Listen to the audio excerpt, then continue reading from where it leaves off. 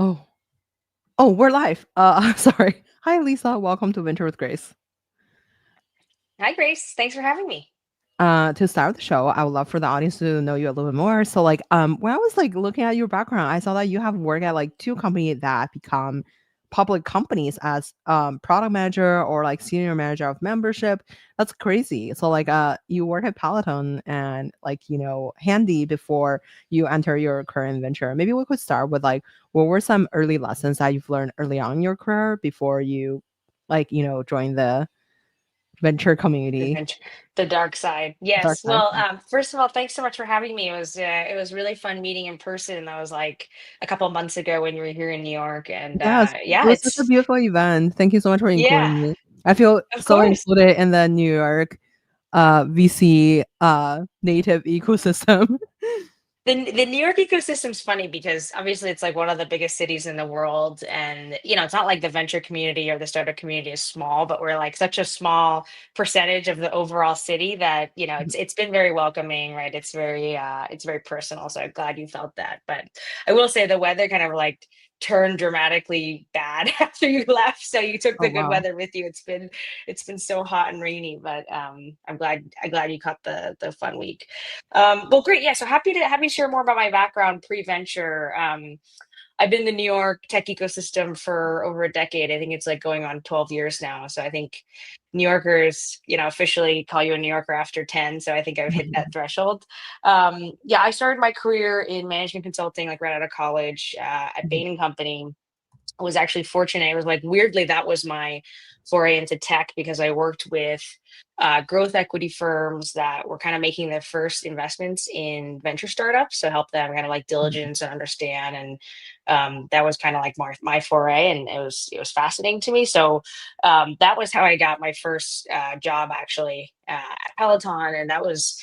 It was still like a mid-stage startup. I think they were Series C at that point, in Mhm. 2016 when I joined, but it felt like a really early startup, right? There were like 100 people.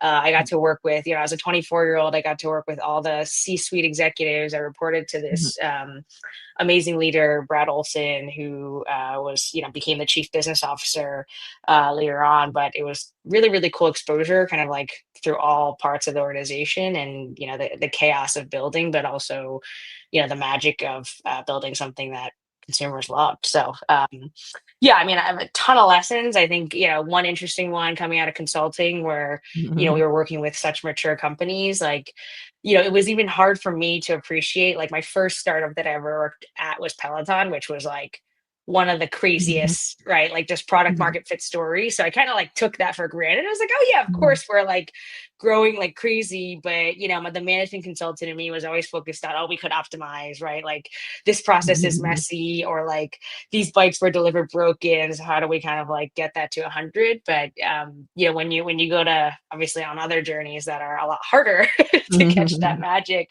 Mhm. I kind of look back and it's pretty naive. So yeah, I think one lesson I learned working there, and then later at Handy, is like customer evangelism is everything, right? Obviously, it's paramount in consumer. You can't really get away with it, in the consumer world. But of course, now, being a mostly like B2B, software investor, that also carries, right? And delivering that same kind of value and experience, and garnering that loyalty is really, really critical. So I think that was one that I got to experience firsthand. I think the second, which it's actually, I'm glad I have that operating experience, because it's hard to appreciate, when you're in the venture seat. Of course, you work very closely with founders, but you never work as closely with kind of like the line level employees. You can't see all the effects of the decisions that founders make. You can kind of like only infer them, and there's only a certain level of decision that we should even get involved in, right? So one of the things looking back that I think is really interesting is, no matter at what stage, no matter how large these startups got, you Mhm. could talk to like five employees, you could spend a day with the company, and you would get a very strong reflection of the founder, right? Even if they like had already Mhm. built out the exec team and it was, everything was working, the DNA of these companies is the founder DNA. And so like when I go to back founder and I think about that, it's, yeah, everything goes back to the founder. Mm, There's a lot of times when, if you have to lose the founder, it becomes very challenging for the company if the company kind of hasn't hit its stride yet, right? Because everything goes back to what's the vision, what's the type of team you want to build, what are the strategic decisions you need to make, and like what kind of company is this going to be? And that's what attracts people to the company. That's mhm, what keeps people in the company. That's what makes the company successful. So that was something I saw firsthand. And it was just kind of remarkable. It happened to be organically. And it's impossible not for it to happen. So mm, yeah, there's a couple lessons, but we could talk all day long about stories from those days. Especially Handy, because Handy was my first product role. mhm, At Peloton, I was more in a like general. I did a little bit of product, but it was more of like, call it a chief of staff generalist role.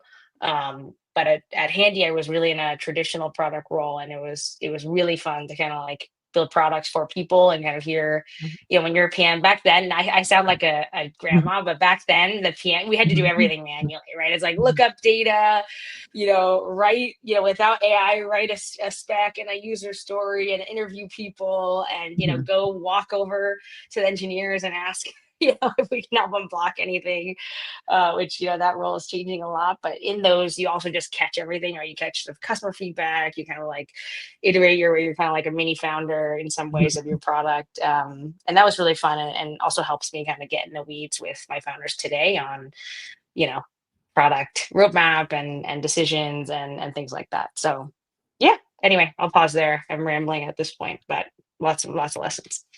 I wonder, I totally hear you. I feel like being an operator definitely give you like a lot of perspective on investing in good companies. I wonder maybe we could start with like uh transitioning from like being a PM or like being an operator to venture. So like for New York based companies, like what is there like a deal flow funnel that typically coming from? Like I can give you an example of like I just did another dinner in SF yesterday. So like a lot of founders are the current YC batch, right? So like in SF, like obviously there's like the YC and Stanford network or like the second time founder network that's very strong here too because of like a lot of Yeah. people just like the I guess like the turnaround is like very fast from like one company to the other people acquire companies and stuff or like I wonder so in New York I feel like my observation was New York was like very sector focused so like there's like I Mm, think a very strong healthcare investor yep. ecosystem or like And fintech. Yeah. fintech Yeah. yeah so like I feel like those two are like my like the biggest um like major theme that I saw in New York versus like Silicon Valley. Everybody's like SaaS building agentic stuff. Like Yep. you can find an AI agent anything like for anyone kind of. Yeah. So Yeah. um is there like any usual suspect from like the sourcing perspective in New York that kind of like is like something that people are very excited about? Yeah, well, I guess the first comment is like, I think you're spot on, right? Like everything is a reflection of the culture of the city, right? So in New York, there's industries, right? And those industries dominate. So you do see a lot of companies building, right? A lot of the actually vertical software, we'll talk about it later, but the vertical software companies want to build here because they're just much closer, right, to their Mhm, customer. And in mhm, SF, as you mentioned, a lot of horizontal software companies, their customers are other startups, right? mhm, So that density makes a lot of sense. And yeah, you want to be closest to that talent pool, but also to your customer base and where people are kind of talking about the forefront of innovation. Whereas here, there is a lot of like, hey, meet in person, look someone in the eye, also like understand them deeply, right? Because like mhm, not everyone's selling to them left and right. So I think that there's a little bit of reflection of that, which is intentional, and what has drawn people here kind of like over the years, right? Depending mhm, on what they're building and what kind of business they want to build. Because I think there's very strong go-to-market talent. There's now kind of growing technical talent as well, right? From some of the early exits. But I think you're spot on there. So I will say, like deal flow, it's this because you talk to investors every day, but it's different, for every stage. I think everybody has their own secret sauce on what works for them. And something I always tell younger investors, who are starting out is like in venture, you can always lean mhm, into who you are, right? Authentically. You shouldn't pretend or like model yourself off someone because one person could be an amazing writer. Other mhm, people, I have friends who are like you who are amazing at building community, right? So they host dinners and they just have a natural affinity. And so they kind of do that grounds up. And other people like to do it top down, do speaking. So I think no matter where you are, that's, you should lean into that source of flow. For me, it's always been kind of network based.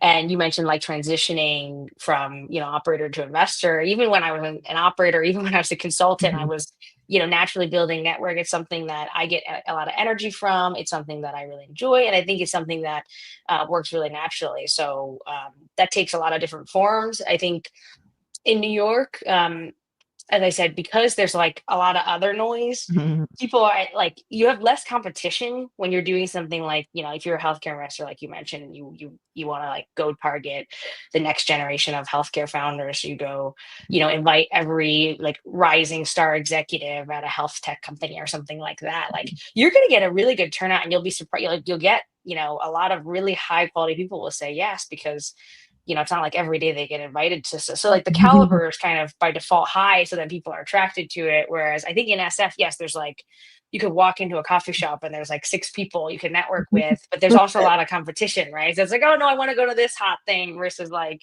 your thing, right? So it's a little bit harder to break through the noise, and you have to find something a little bit unique. And here you can lean into, other interests, right? People have so many interests here. They may bond over food or sports or something like that. And so people have found ways to like, not just industry, but maybe they'll do an intersection of like interest and industry. So yeah, I think that's a little bit unique. So I think there's less, probably less activity by volume, but very high quality activity. And I think you can build pretty deep relationships.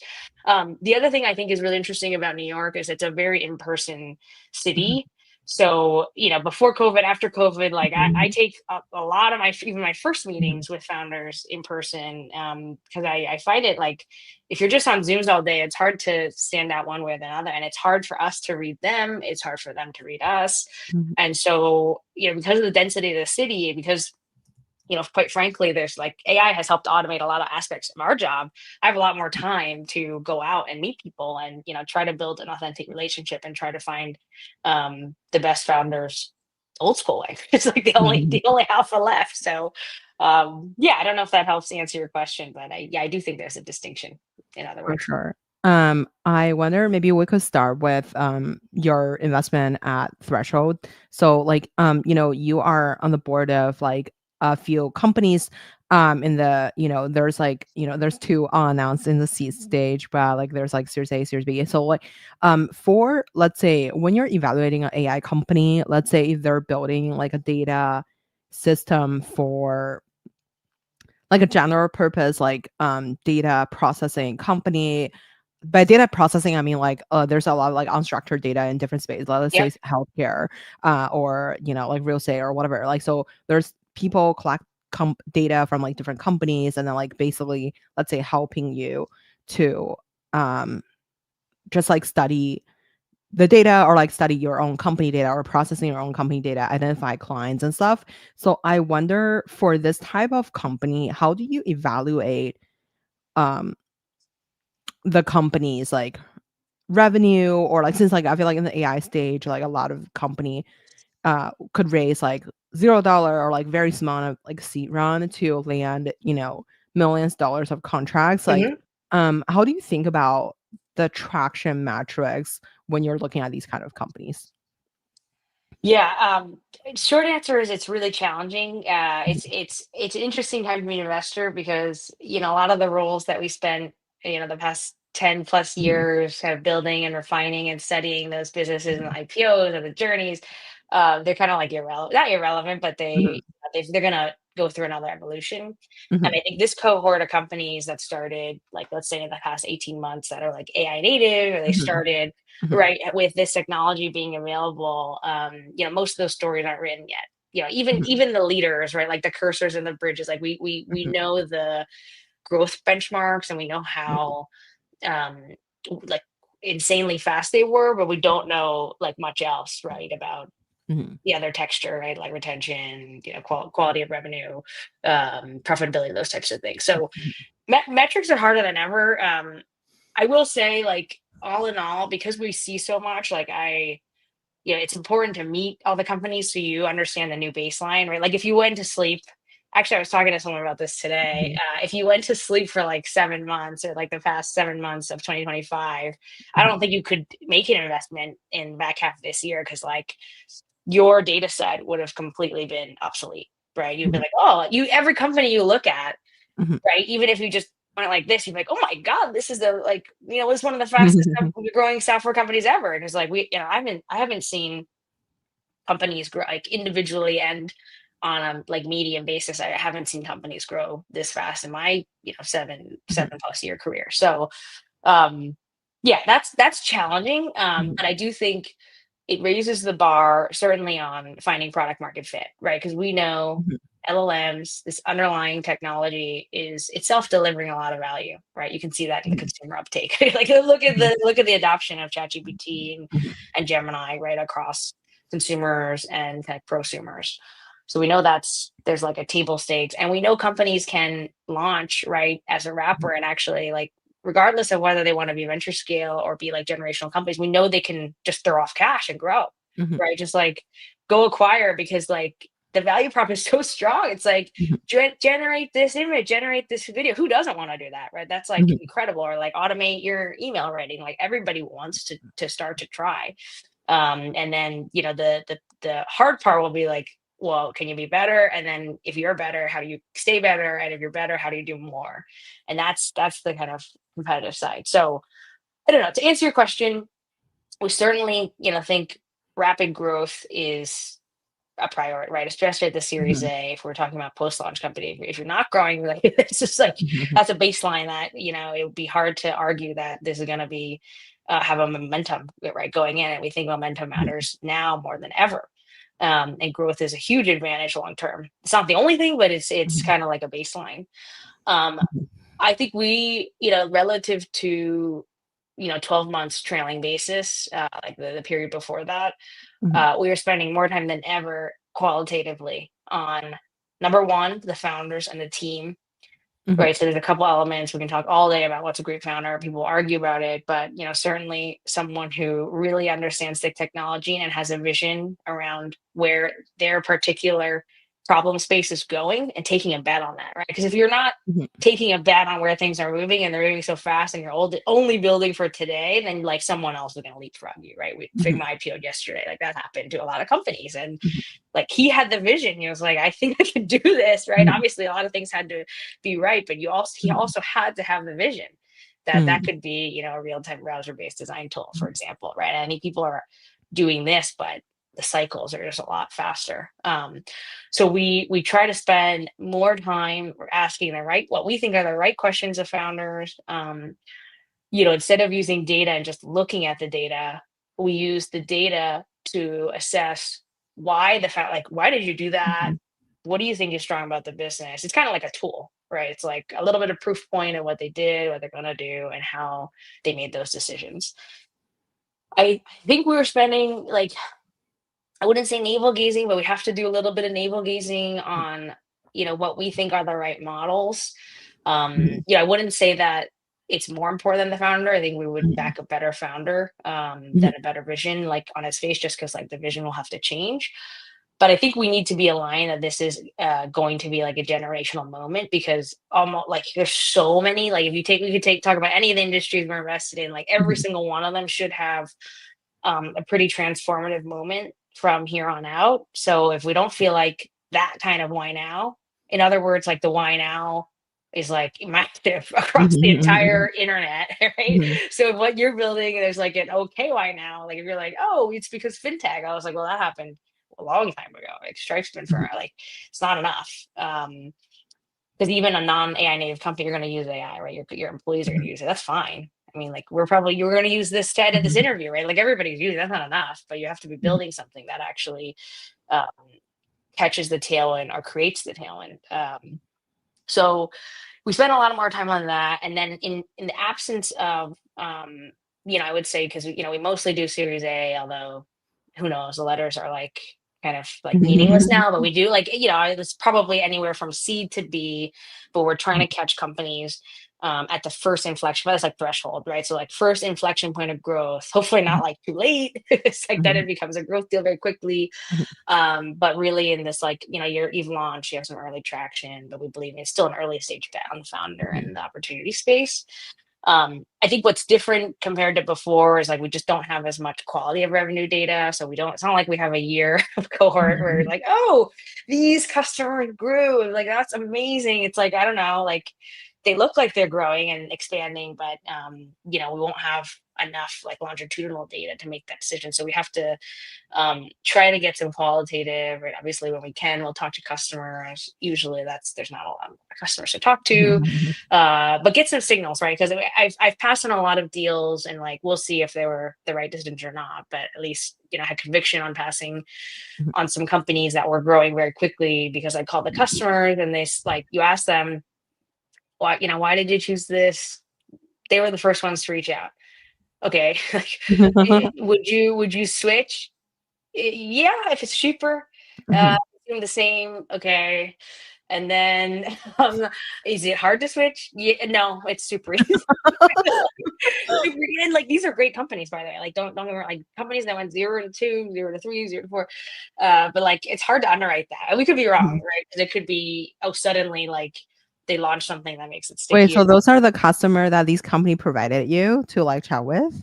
No. I mean, yeah. Sometimes, or sometimes it's like we're just trying to find, like independent, right? We'll go to our network and say, like, Yeah, "Hey, test this out," right? Or yeah, like, yeah. we try to be scrappy, Mhm, So that you're selling restaurant software, I could call, go down the street, we'll do things like that. yeah. That's not a real example, but we do Mhm, things like that just to get like an unbiased opinion. mhm, Um, but I mean, those are real, like I'm paraphrasing, of course, but those are real things because people are wildly experimenting. And you would, if you'd call consumers, they would say the same thing. But for enterprise mhm, customers, that's B2B customers, it's a little bit trickier. Um, so then in those instances, you have to bet on a lot more things. And the mhm, tough part is like we have to underwrite more things that get you to product market fit at higher prices with mhm, more capital. And that might be the right decision just because they're growing so fast. But in the absence of the team, I can't just make the bet just because they're mhm, growing, right? Because you have a lot mhm. less to go off of. I wonder, okay, so how do you deal with like when an industry has like 4,000 competitor, let's say QA testing or, the AI engineer that debugs your product. So like how do you Yeah. kind of like make sure that like, they are the winner in a category? So obviously when you call the customer, like by the stage that like I feel like threshold invests in them, like they're probably a lot more obvious. Like do you hit like the threshold I or don't think they're not? obvious. But No, I don't think I think they're less obvious than they would have been back then. So you're right. I think there's more competition because mhm, these like AIQ, like those are consensus ideas. Because you could ask yeah, anyone who understands basic technology, like, okay, do you think this process should be automated? replace Yeah. yeah. It's like, okay, so we all believe, we all bet our retirement that like in 5 years it's gonna look like this, but you don't know like who powers it and where the value accretes, right? Because like Mhm. OpenAI or Google could be, Doing exactly that. Yeah, yeah. exactly, right? So, okay, so your question is, and when it's more competitive, how do you deal with that? So there are a couple factors. I mean, like all the things we talked about with the found, that's still paramount, right? So if you Mhm, really catch um, the founder that is uniquely positioned, technically, industry experience, all the above, you're like, okay, we think you're really going to win, no matter what the competition before or after looked like, right? And there's a lot of examples Oh, of I have companies. another sorry, I have a Yeah, go piggyback ahead.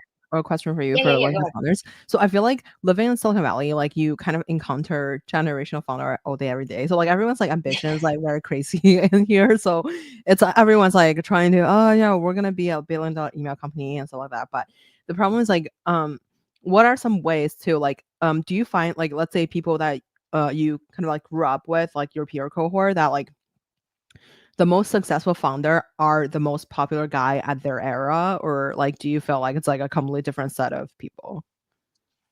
Than before. Yeah, so like I think like when let's say when they're at early stage, let's say like, meeting some of the billion-dollar founders, I feel like it's harder well, some of them are already kind of like a superstar in their Sure. kind of peer group. So like people already know about them. People like say great things about them that they turn out to be like $1 billion company founders. But what about like it's kind of like the TO fellowship, right? Like so a lot of the people end up to be very wildly successful. So do you feel like that's the case in your peer group in New York? Or do you feel like it's like a complete different set of founders that are building something like crazy? No, I think there's good overlap, right? Because and Mhm, there's kind of like more bi-coastal teams than ever. So you might have one of those with a co-founder here, right? Or people may mhm, relocate. So I think we're all seeing that. And by the way, like obviously, Threshold. So we're bi-coastal. I invest mhm, both on the West Coast, the East Coast, and everything in between, and so do my colleagues. So we have the benefit of like seeing that excellence bar geo-agnostic, right? If you only focused here or in Boston or something like that, I don't think you would get that benefit. But because most of our portfolio is probably like over half is on the West Coast, we have, let's say we have like a national benchmark on what we think good talent looks like. But yeah, I think we do get exposed to that here.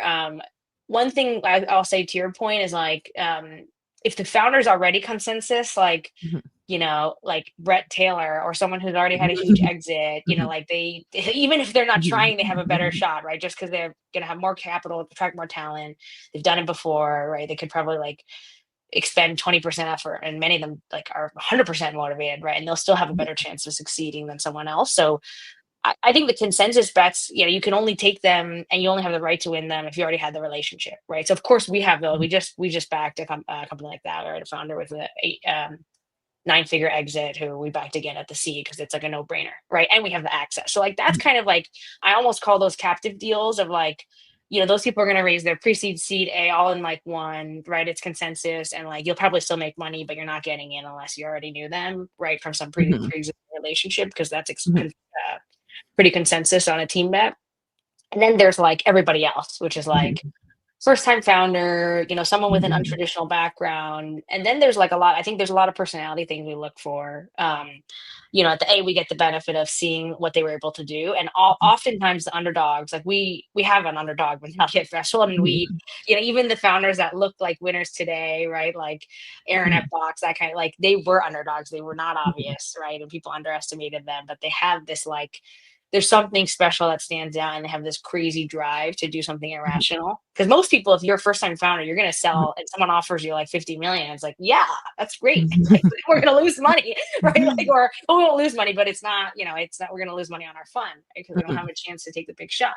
So we have to find those people. It's like a combination of like the capability, right? Like, what is the mhm, unique insight? And we have this like, mhm, yeah, crazy. I can send you this Venn diagram, but like, what is a unique insight and experience? It might not be industry experience, it might be something else, but there's something mhm, unique about this person's background and capabilities that we think gives them an unfair advantage, even though they may not look like, mhm, that consensus founder.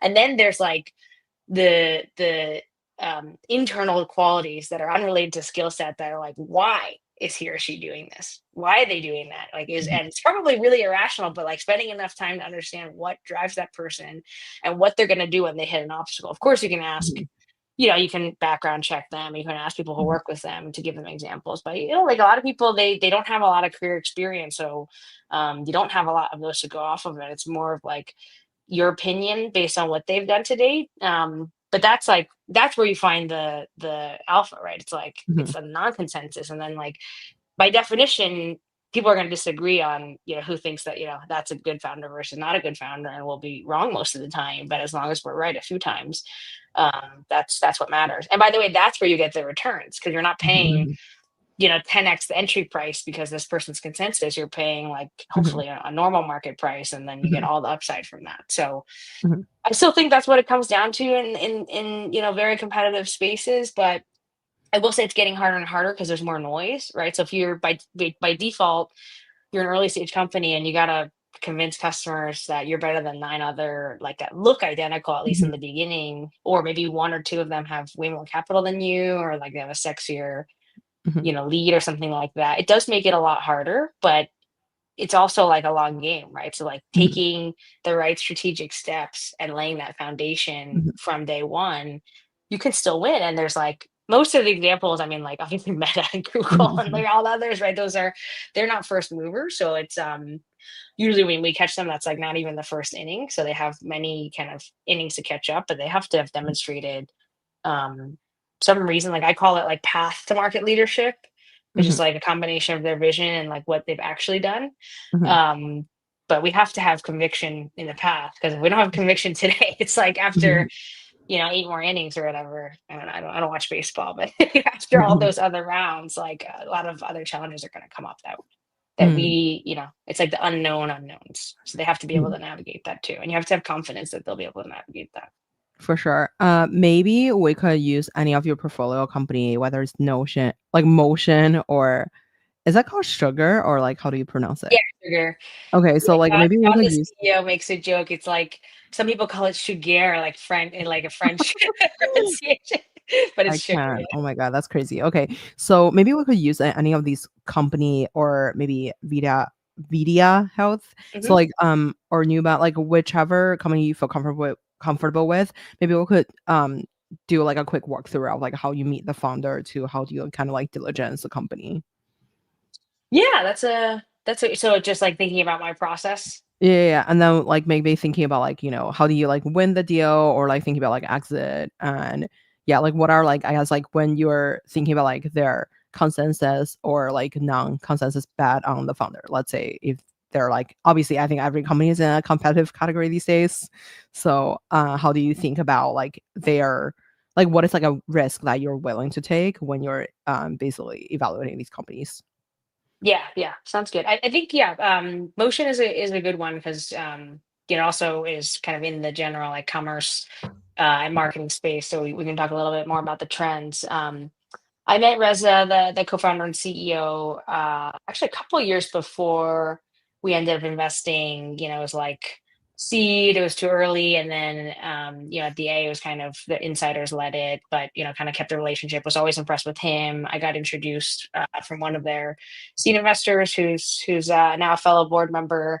Um, and just was always impressed with kind of his insight on the market, which was marketing, and specifically the creative side of that team.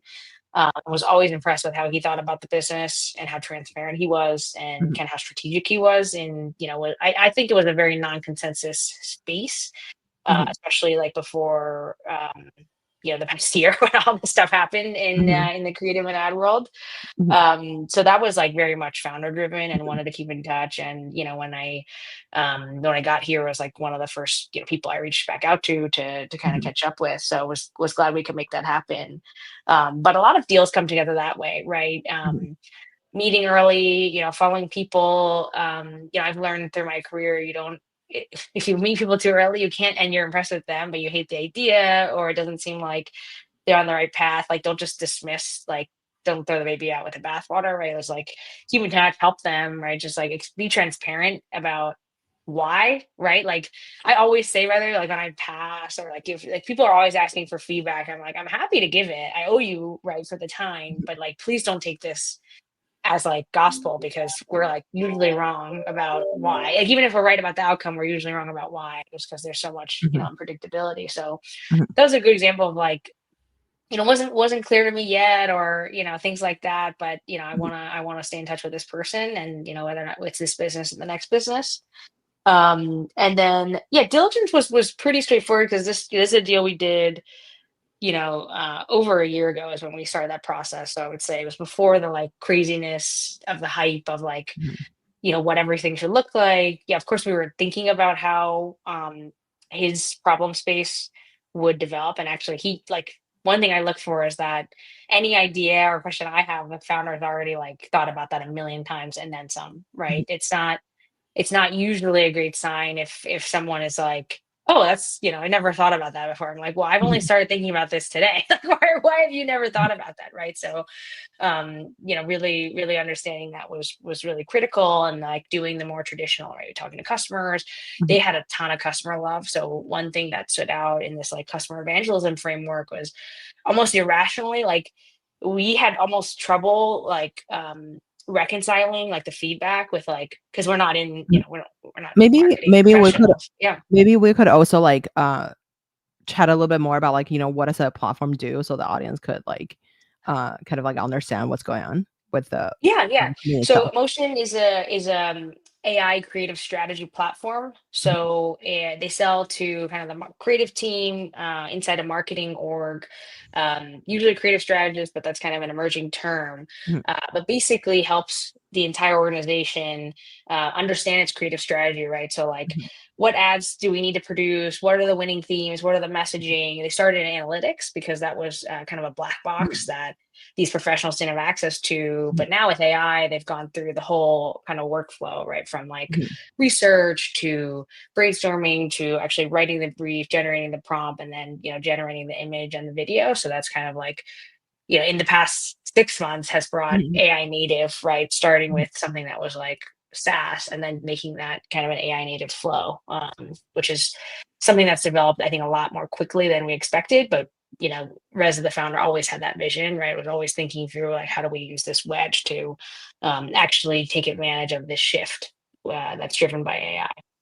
mhm, So that's kind of the overview, and yeah, I mean, the diligence was really relatively straightforward, and really the product market fit was exceptional, and growing fast, growing profitably, customers loved it, very strong retention. So we had the benefit of seeing that, right? Because this was a Series B, but mostly was that the biggest risk was around the product, right, and mhm, and where the space was going and how that was going to get disrupted. So that was back to like the team and the product vision and things like that. So yeah, hopefully that's helpful in context, and happy to talk through some others. Or I also work with a bunch of in vertical. That's an interesting mhm, like example of vertical because they mhm, do sell the brands, but it is kind of a universal problem and should be kind of like a horizontal mhm, solution in the end.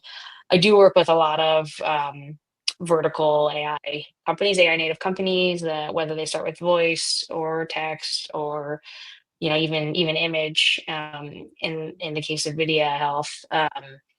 And those have been really interesting as well. And that's like, I think they have the opportunity to build more traditional moats around the business, right? Because you have go to markets, you have vertical specific brand, you have vertical specific integrations, that it'll be harder to imagine, not impossible, but it'd be harder to imagine the horizontal tools serving the entire industry, especially the more sophisticated customers. But um, luckily I did spend most of my career in like the SaaS 2.0 or 3, whatever you want to call mhm, it, there. So I had kind of like the experience coming in, but I independently believe that's one of the best ways today, at least at the application layer, to build a durable business in AI. So we believe pretty strongly in that as well. I wonder, so, like, since the company was started in, like, 2021, and, like, I wonder, like, at what so, like, I guess, like, when you, invest in them, like, what kind of traction do they have to kind of, like, have? Obviously, we don't have to use, like, this Real company as, like, a numbers. particular Yeah. example, but Yeah. let's say, if you, like, let's say if you raise seed and then you have, like, I don't know, like $2 million ARR at the very beginning, let's say in the first like 5 months. Is that good or bad? Or, It's great. okay. So, so no, like, because like, you constantly hear about these like AI company that are does like, Well, $7 it million depends on revenue what. Yeah, in yeah, 30 it depends days. on what.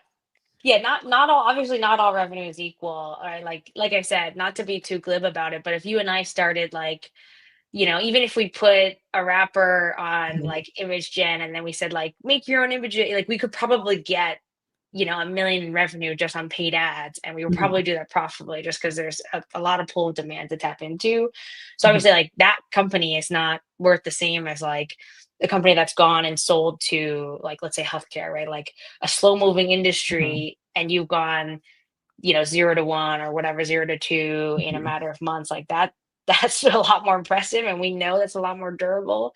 So some of mhm, this is like case by case, industry by industry. You have to have the context of like, well, what is the product and what's the depth of the product and how are you what's the pricing model, mhm, right? It's probably not the pricing model in 5 years, but like, why is the customer willing to pay that, and how mhm, did you get in there, and who else did you have to beat out? That's kind of like the judgment and the art around it. Does the headline metric, that sounds great, right? Like agnostic, that sounds great, right? Because mhm, you probably did that pretty efficiently. You probably didn't spend a lot to get there. And so if the efficiency is good and the growth is good, it's probably good. But after we dig into all those things, like I said, the bar for actually then being a durable business is even higher. Mm, That makes sense, because for we're sure. still applying. I think the industry, the VC industry, is still applying some sort of revenue multiple on those businesses. Mhm, So then, like, the starting price is actually higher. So mhm, we're under, again, like I said, we're underwriting more things with more capital for higher valuation. So we have to be um, pretty high conviction on the other areas of the business. If they're not proven out yet, we have to feel very good that this is the right team who will do it, and they're thinking about all those in the right way. mm, Right, and they're thinking ahead. They're not thinking about today. They're thinking about next year mhm. and where it goes after that and where it goes after that. For like when you're investing in like a company Series A, like how do you how long does the diligence process kind of last? Like and then for example, let's say you do like the customer calls, like I guess like how many calls do you have to call to feel comfortable with the stuff that you're trying to hear? Because sometimes I feel like when you call a customer, yes, they would switch or like they like I don't know, like I think I just take it as like a general signal, not like Yeah, an you can't over rotate on any specific data point. And there's a lot of variability. Like, we're not very process driven, right? So we're a small team. We have 6 partners, eight people on the investment team. That's by design, right? So we can get together, make non-consensus decisions, right? Mhm, And like really adapt our process and our style to fit the company and the founder. So that's like something mhm, that we believe very deeply. And that's why we haven't, tripled our team size or tripled our fund size or anything like that, because we believe this model is not something that can or should scale mhm, very well. Um, so that being said, because we're high conviction, kind of like high concentration, it would be rare for us to partner with, I mean, like, people are out here making deals in a day. We won't do that, right? We need to figure out all the things I just asked you. It's not like I need mhm, to put anyone through, like, a crazy exam. It's not really metrics driven. It's more like spending time and then understanding this mhm, person and the company and where it's going. Um, but the process could be anywhere from a week or two, right? Probably most of them fall like, but that's active process, right? Most of the time on the deals that we actually do, we've gotten to know the founder through multiple stages, or at least we're keeping in touch, or we've come outside in, right, with a thesis and like, okay, well, I think this area is going to get disrupted. So I've looked at all the companies. So when I see the right one, yeah, this is the prepared mind, right? Excel's prepared, original prepared mind. I think that also works here. Less so on like being so thesis driven, but more so on like, I've seen the teams, I've seen what everyone's doing, and I believe that this is different, right? It's hard for me to make that characterization. I've never met them or their competitors before. So it doesn't have to be crazy. And then sometimes we see things, um, not that we haven't thought of, but that are um really just like very different, right? And something we want, like, it's the right team and the right thing, but it's not like we've like been looking for a year, mhm, right? Because they're actually like pushing the envelope on what things can be. And yeah, we can talk about it, but like, because I spend so much time in the commerce world with, brands, with companies that we're building into like mhm, anything from consumer shopping conversion to like delivering the product, and mhm, like returning the product and post purchase, like that whole thing's getting disrupted. And I meet companies every day and I'm like, I didn't even think of that, right? Because we spend so much time building we call this like ecom or SaaS infra or whatever. mhm, We spend so much time building the e-commerce, right? Like, consumers, like, they love the experience. Companies can ship, brands can ship, they can do this all profitably, they can go like, we can go into Target, right? They can do, like, it's actually working really well.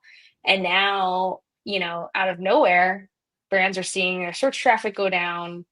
Brands are hearing, oh, like, ChatGPT is going to have a shopping, agent. Complexity has shopping. What's that mean, right? Like, because we're out of control, because we used to like mhm, build a relationship with you on Instagram, and you would follow, and we would have a loyalty program, and you would mhm, come shop on the site, and that whole thing's getting, upended, right? So mhm, there's some like, there's some categories, like the whole GEO thing, mhm, that's become like very popular very quickly, with companies like Profound and others that are like helping those brands drive it. But that's only one thing, and like every day I hear a new, mhm, a new pitch on what's going to happen. And I think the crazy thing is the brands are really responding. So they see it, they're mhm, trying to be more forward thinking themselves.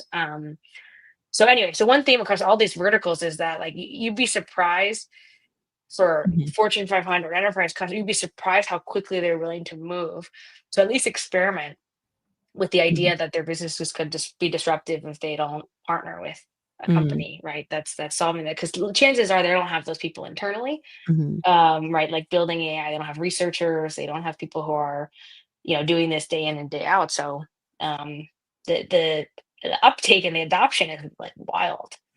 So Mm. back to your point, it's like it's like all those things are true, and then we have to figure out like who has the right not just like product, but the right business around it and the right strategy Mm. for and the right messaging.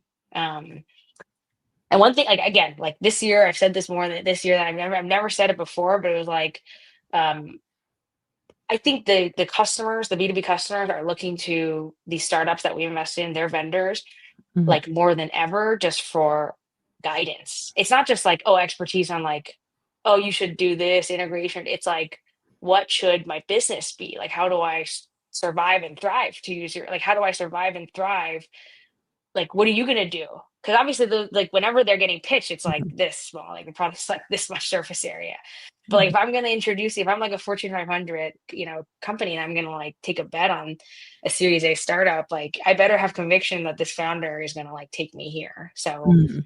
again, it goes back to like, can you like sell that vision? Are you strategic, and are you, taking your team, Mhm. your product, and your customer base, you're taking them in the right direction long term? Like, that's a lot. And it's going to Mhm. happen, we think, on a shorter time horizon than ever. So, doing all of that, and like, by the way, you still have Mhm. to do all the things that you were asked to do before. You still had to hire people and keep them motivated and sell and report to your board and do all the things. And then you have to like worry about all this other, right? Like basically the whole internet flipping over, right? Mhm. Underneath you. Like it's hard. It's that, that's why I know I could ever be a founder. Like it's hard enough for us to, choose the right, like the job is crazy. So we look Mhm. for, I look for crazy people in a Mhm. lot of ways. Who are Mm. willing, not just willing, but they're, that all they can do is try to figure that out for the next 10 years, hopefully. Mm. I wonder, so like one of the audience use of is asking like, well, the future of vertical AI in commerce favor universal modular platform or deeply integrated domain specific AI commerce stack? I'm sorry, this Great is like, question. yeah. That's a thinker. It's a good question. I wish I had the answer. But I can offer some thoughts, like probably unstructured. Um, I don't think it's a cop out. I think there's going to be room for both, just as there Mhm. is today, right? If you look at like a Shopify versus the collection of merchants on Amazon and third party platforms versus those that are still built on Salesforce, Mhm. right? With like, very old ERPs that are Mhm. custom built. The reality is there's all of those spectrum, right? From micro brands to, billion-dollar plus brands and retailers will have to figure out how to, AIify. I Mhm. think starting with a consumer experience. Um, so I don't know about favor. I think everybody will have to adapt. I Mhm. think it makes sense for a platform like Shopify, and I'm sure they are, to offer something right to their kind of Mhm. SMB, especially like the SMB and the long tail to plug into, because they're just going to see a lot more data and they have a lot more resources. And your data is already like you as a merchant, your SKU data and your transactions are already on there, Mhm. right? So they have the right to serve you something, Mhm. AI across the side. Now, are they going to do it all? No, they'll partner, right, and things like that. But like, I think that's that whole kind of like internet native brand, and there's going to be like a set of AI native brands, but like the internet native brands today will need something more modular and plug and play, depend and kind of like opt in, right, depending on that. But I think there's going to be, and this is, I would generalize this insight across not just commerce, but like other kind of like large and even more kind of offline verticals as well. In the enterprise with the very large customers, I can see a world where it is a mix of consulting plus, you know, model AI giant like an OpenAI, or certainly part of that market. I could see OpenAI serving itself, right, with all of the technology plus the service, the forward deployed, right, which they're already doing with some of the big customers, to build something custom built, right? Because the enterprise want, they want something, built for them. They want it to be super secure. They don't want any leakage, right? So I think there's going to be a lot of value captured there. And then I think the question would be, even for that, is there a way for startups, right? Like companies that we would back to actually add value in that chain? And if so, where, right? Mhm, Is it kind of like plugging in the on the website, right? mhm, Like it being the new Webflow or what have you, right? We have a company that is a CMS, like an AI native CMS. Like, so can they mhm. deliver some of that in partnership? Yeah, I think there's going to be a lot. Like if they make the right um, like moves from now on until then and partner, I think there's a lot of opportunity. But yeah, I think so. I think it's going to be all of the above, but I think it'll be important for them the companies, right, the early stage companies, to focus and find a niche, right, and like really build credibility from there, Mhm, because you can't do it all at once. And anywhere you go, like the models are going to be there too, right? Like mhm. they kind of have their hands in everything. So building that firsthand relationship with customers and focusing will be critical too. Yeah, totally. So I wonder, so like for example, you're a board observer of Numa, which is like AI agent platform for dealerships. Like, Yeah. so for the AI building in the traditional industries, like I guess like how do you typically approach on like, which company to talk to? I saw like literally I was like browsing through the YC directory. So like some of the people are building exactly this. Competitors, right? Yeah, Yeah. yeah, yeah. So how do you think about like which company well, and also it's like a really fragmented market. I feel like any Yeah. traditional industry that's selling to car dealership, like restaurants or like, all these kind of Yes. like It's different very um SMB. yeah, very SMB. Like there's like harder, like I think sure you can go to like a trade show to like land clients, but I guess like how do you think about these like fragmented marketplaces or like not marketplaces, but like a service or like agent company that are selling to like just like a bunch Like of people? how do you win when it's not just like Yeah, selling yeah, to yeah. 10 enterprises? Yeah, I have a lot of it. So I Oh, love the also Numa team. Oh, go another ahead. question is, Yeah. like, so how much are these, like, SMBs are making to be qualified as a customer? Just because like, if Well, you'd be shocked. So okay. I'll answer that first because SMB AI has totally turned this like SMB software motion on its head. I keep saying turning on its head because what used to be hard about it, like what you said, right? They don't have a lot of money. They Mhm, don't have a lot of time to like go implement something. Like mhm, AI has changed all of that, right? Because it's totally increased the value prop. mhm, At Numa, they have voice agents answering the phone and scheduling appointments. So they're literally, when a customer car oh, dealership mhm, implements Numa, they literally make more money, more appointments very predictably, right? mhm, And sometimes across like on a continuous basis, right? Because like the AI gets better and better and better, mhm, and the service it's like compounding, right? Because then it's like the customers are happier because they get served faster, they get better service. The SMB employees can focus on like right their like hands, the things they do with their hands and the things face to face. So like everything gets better. So it's like, if you talk to numerous customers of like, like I can't not have this, right? As soon as they see it, or as soon as they hear someone else in their industry doing it. So that it becomes like the compelling event is like kind of on a continuous basis versus like mhm, having to wait, right? Like 10 years ago, it's like wait for the right time. Then you have to spend 3 to 9 months implementing, and then what? Like, what are you even getting from that? Like maybe it's mhm, slightly more efficient, but it's certainly not what we're seeing today. mhm, So that's why everyone wants to invest now. It's like if you look at what's actually happening, the value creation is pretty obvious. And then you asked about like competitors and how we pick. In that case, is again is founder driven.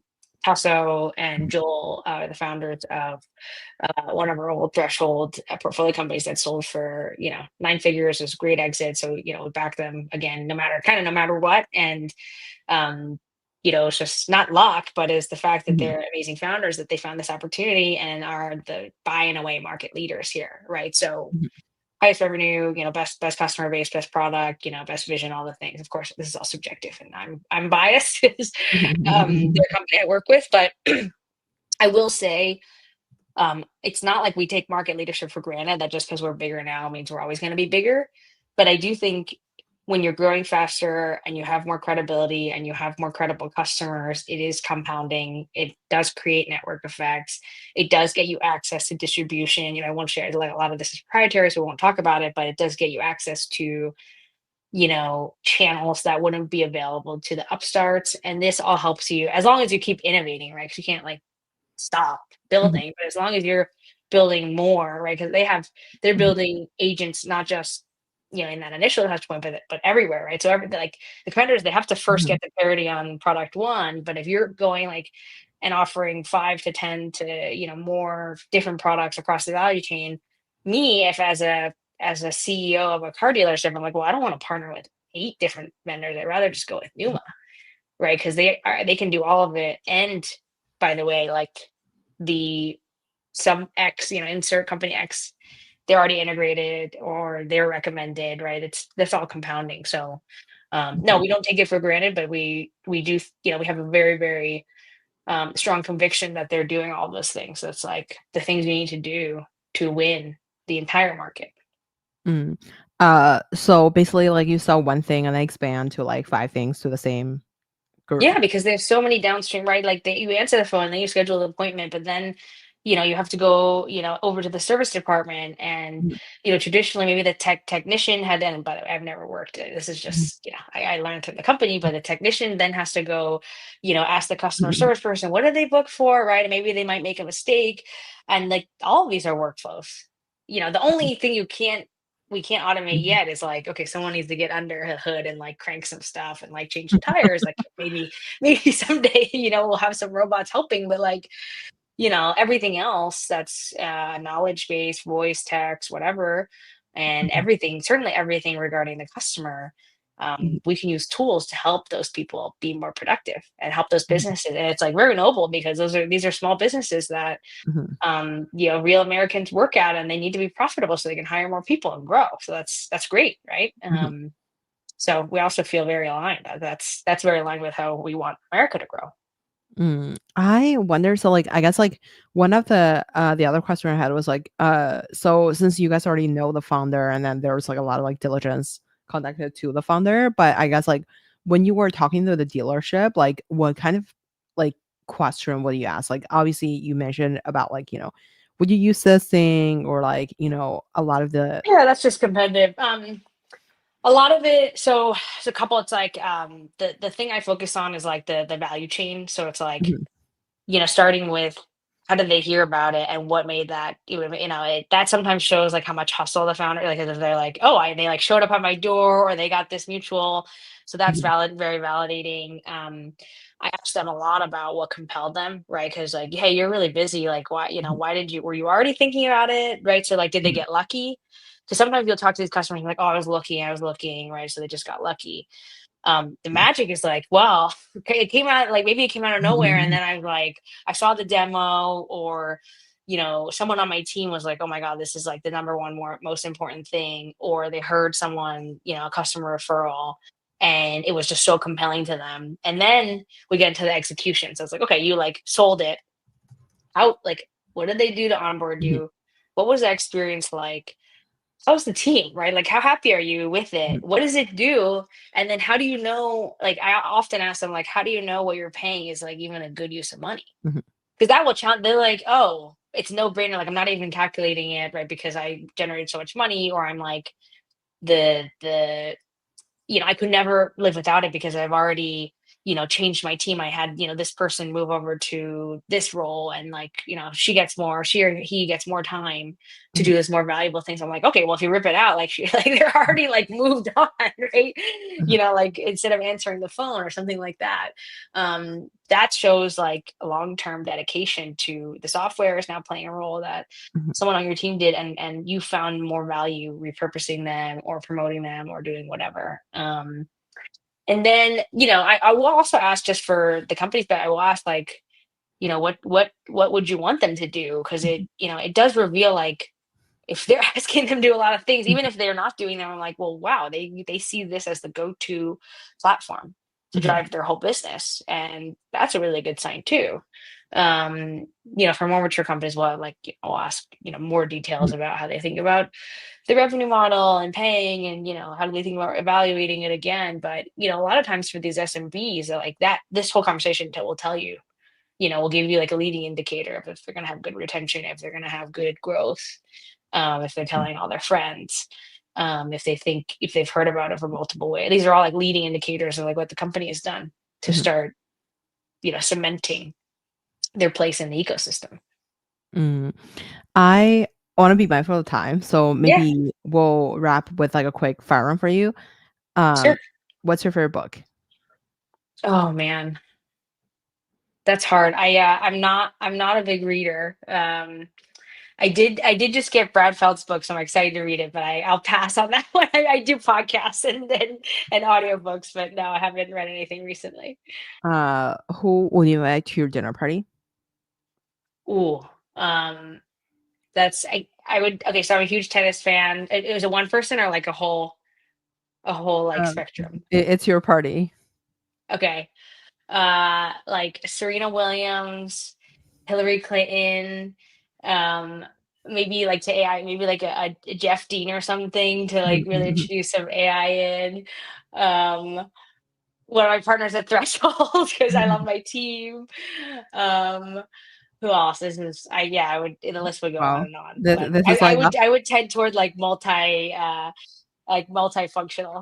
wow. I feel like this is like sounds like a Christmas party. Yeah. Who made the biggest impact in your career? That's a really good one. I think I'd have to give the shout to Beth Ferreira, who was one of my partners at FirstMark, who was the one who like plucked me out of Mhm. Hindi and taught me the ropes there, and has been a great mentor to me. Love that. What is like one He thing now you runs Serena's venture fund, actually. Oh, love that. So, like, what is the one thing that you learned from that person? Oh, one thing, it's so many things. I think I learned the most about how to be a great board member and how to be a great partner to founders because she was kind of like an operator first. She was a COO of multiple scaling companies, including Etsy, and so uh, like learning that empathy of like, hey, you're here, but this is what's hard for the founder, and this is what's Mhm. useful, and this is what's not useful, was a really good lens to learn venture from versus like kind of only the ventures, like the investment side. Love that.